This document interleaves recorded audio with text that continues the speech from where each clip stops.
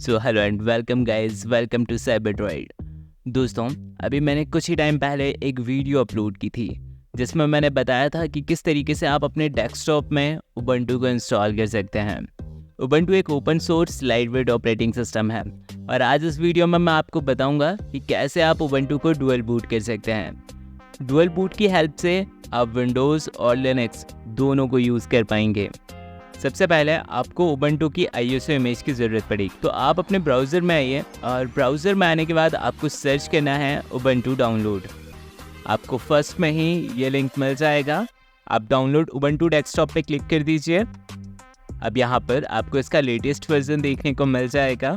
आप इस पर क्लिक कीजिए और यहाँ पर कुछ ही सेकेंड्स में उबंटू डाउनलोड होना स्टार्ट हो जाएगी। इसका साइज़ अप्रॉक्स 5.8 GB का है। अब दोस्तों, जब तक ये डाउनलोड हो रही है तब तक हम दूसरा सॉफ्टवेयर अपने कंप्यूटर में डाउनलोड कर लेते हैं। अब जो दूसरा सॉफ्टवेयर है उसका नाम है रूफस। फर्स्ट में जो लिंक आएगा यही रूफस की ऑफिशियल वेबसाइट है। इसका लिंक मैं आपको डिस्क्रिप्शन में प्रोवाइड कर दूंगा। आप डिस्क्रिप्शन में दिए हुए लिंक से जाकर रूफस को डाउनलोड कर सकते हैं।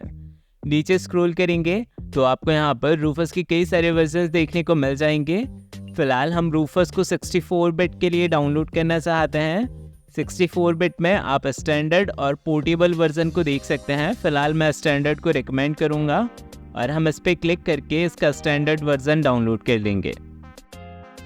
रूफस काफ़ी छोटे साइज़ की एप्लीकेशन है, इसमें आपको ज़्यादा समय नहीं लगेगा इसे डाउनलोड होने में। अब दोस्तों, यहाँ पर उबंटू और रूफस दोनों सॉफ्टवेयर हमारे पास डाउनलोड हो चुके हैं।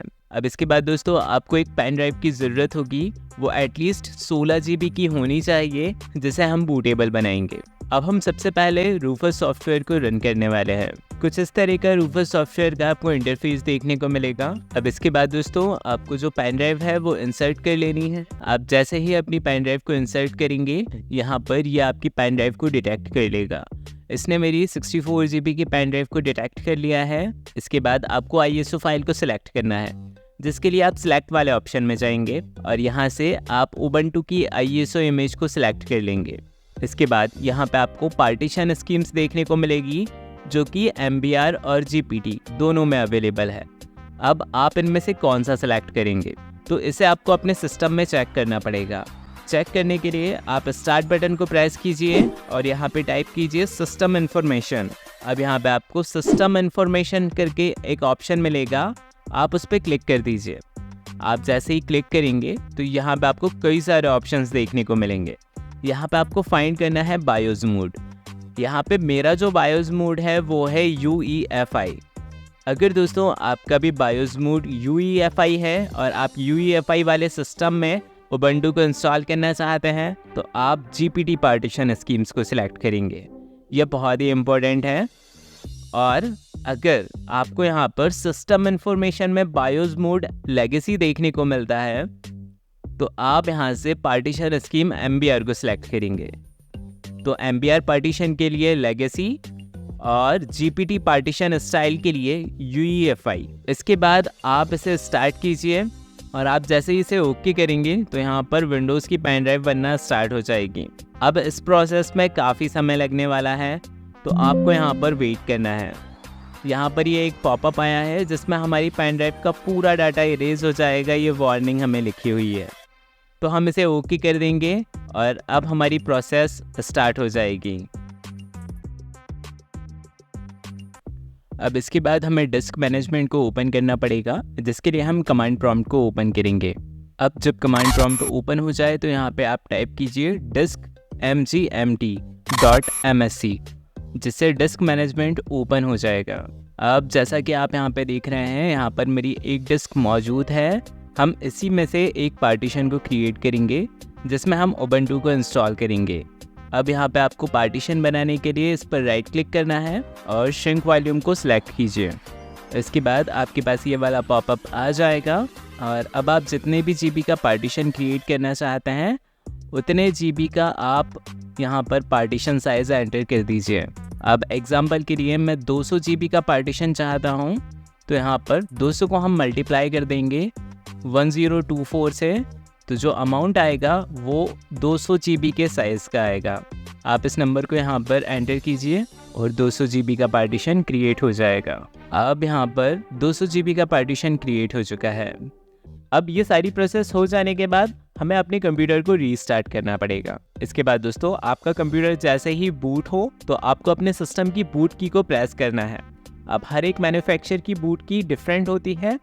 आप स्क्रीन पे जो चार्ट देख रहे हैं आप उसके अकॉर्डिंग अपने सिस्टम की बूट की को प्रेस कर लीजिए।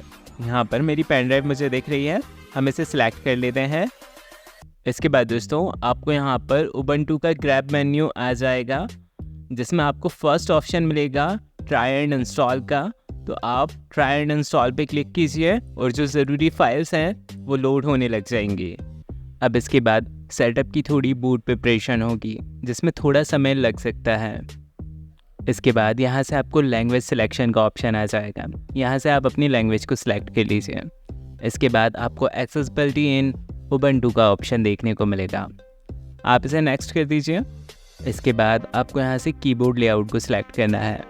मैं यहाँ पर इंग्लिश यूएस वाले कीबोर्ड को सिलेक्ट रहने देता हूँ। इसके बाद यहाँ से आपको इंटरनेट से कनेक्ट करने के लिए ऑप्शंस मिलेंगे, तो आप चाहें तो इंटरनेट से कनेक्ट हो सकते हैं। इसके बाद आपको यहाँ पे इंस्टॉलेशन के ऑप्शंस देखने को मिलेंगे कि आप उबंटू को इंस्टॉल करना चाहते हैं या ट्राई करना चाहते हैं। हम इंस्टॉल करेंगे अभी उबंटू को, तो इसलिए इंस्टॉल उबंटू पे क्लिक कर देते हैं। इसके बाद आप इंटरैक्टिव इंस्टॉलेशन को सिलेक्ट करके नेक्स्ट कीजिए। अब आपके पास यहाँ पर डिफ़ॉल्ट सिलेक्शन और एक्सटेंडेड सिलेक्शन का ऑप्शन देखने को मिलेगा।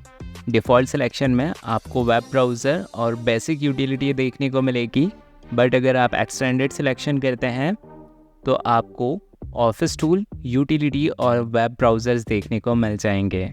इसलिए हम यहाँ पे अभी एक्सटेंडेड सिलेक्शन कर रहे हैं।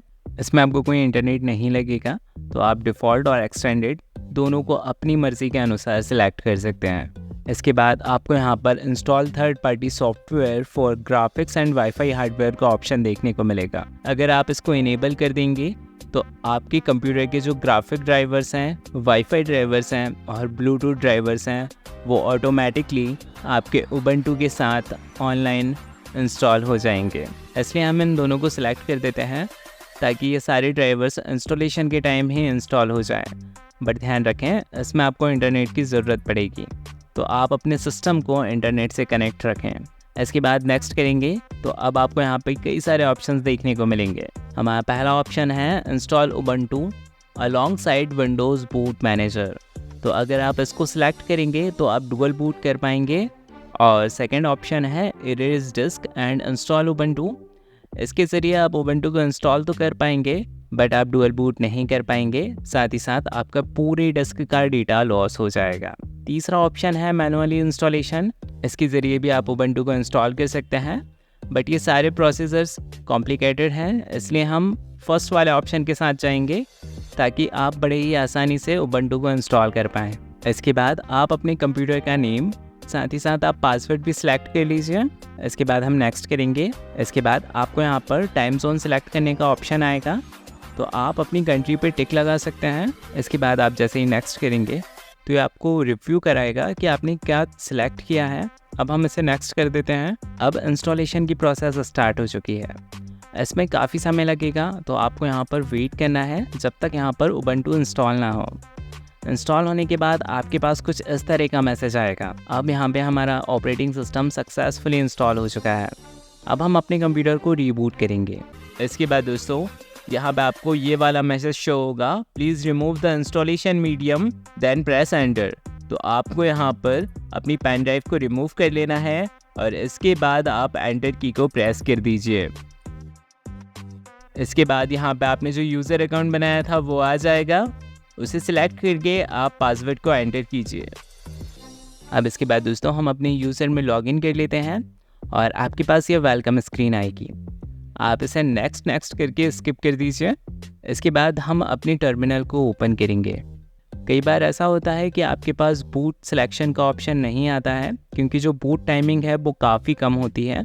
तो हम बूट टाइमिंग को बढ़ाएंगे, जिसके लिए आप टाइप करेंगे sudo nano /etc/default/grep। आप जैसे ही एंटर करेंगे तो यहाँ पर आपको ग्रैप कॉन्फ़िगरेशन का ऑप्शन आ जाएगा। इसके बाद आप ग्रैप टाइम आउट में 30 सेकेंड रख दीजिए इसके बाद आप Ctrl+L की हेल्प से ग्रैब मेन्यू को सेव कर लीजिए। इसके बाद आपको एक कमांड देनी है sudo update -grab, जिससे ग्रैब मेन्यू अपडेट हो जाएगा। इसके बाद आप टाइप कीजिए sudo reboot now, जिससे आपका कंप्यूटर रीबूट हो जाएगा और आपके सामने ग्रैब मेन्यू आ जाएगा। विंडोज़ को ओपन करने के लिए आप विंडोज़ बूट मैनेजर को सिलेक्ट करेंगे, जिससे आपकी विंडोज़ ओपन हो जाएगी। सो दोस्तों, अगर आपको ये वीडियो पसंद आया है और इस वीडियो से कुछ नया सीखने को मिला हो तो प्लीज़ इस वीडियो को लाइक, कमेंट और शेयर ज़रूर करें और मुझे सपोर्ट करने के लिए मेरे चैनल को सब्सक्राइब करें। Thanks for watching.